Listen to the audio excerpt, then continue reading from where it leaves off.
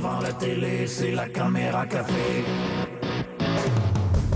Café pour s'éveiller, il faut aller travailler. Café toute la journée pour finir tous les dossiers. Café nous rend stressés, on s'arrête pour discuter dans la caméra café. Non, non, non, non, non, c'est pas la machine que tu crois. Non, non, non, non, non, faudrait pas t'en dire un peu trop.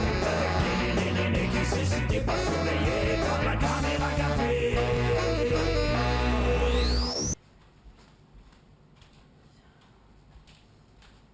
Voyons, Jeanne, ça m'a pas l'air de pas bien aller. Oh non, je déteste l'anglais.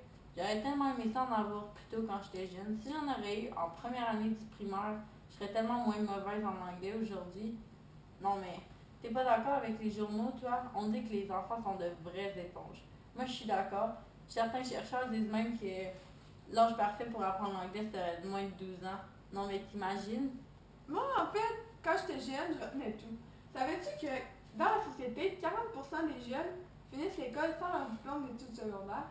Selon moi, pas important de commencer à apprendre l'anglais aux jeunes dès la première année et devraient plutôt se concentrer sur leur français. Mais voyons, Sylvain, c'est un atout pour l'enfance, l'anglais? Non mais, on dit même que c'est la langue des affaires actuellement. C'est pas suffisant de nos jours, là, il est presque indispensable d'avoir une bonne base en anglais pour avoir un bon emploi. Ceci est de plus en plus exigé des entreprises.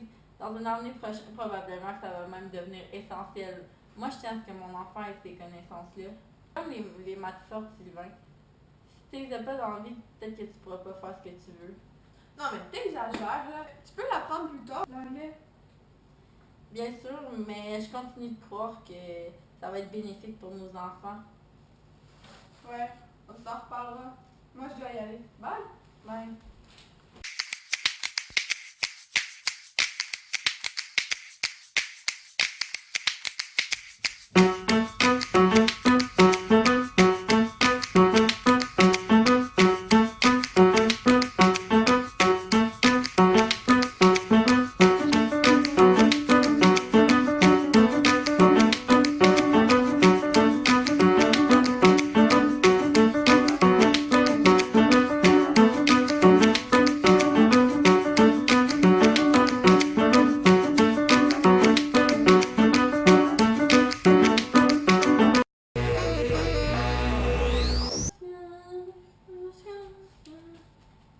Wow, José! T'as-tu entendu parler, toi, de l'affaire qu'on voulait légaliser ou pas le suicide assisté? Ouais, hein, c'est dommage, le suicide, ça doit pas être tellement beau, ça. T'as raison. On se demande si on devrait le légaliser ou pas. Ah, c'est quoi ça, le suicide? Le suicide assisté, c'est une organisation qui a été créée par Dignitas. C'est une organisation non lucrative qui vient en aide pour la procédure de supervision médicale. Ah. Puis c'est quoi le rapport avec les nouvelles? Ben, on veut savoir si on devrait l'interdire ou pas, le suicide assisté.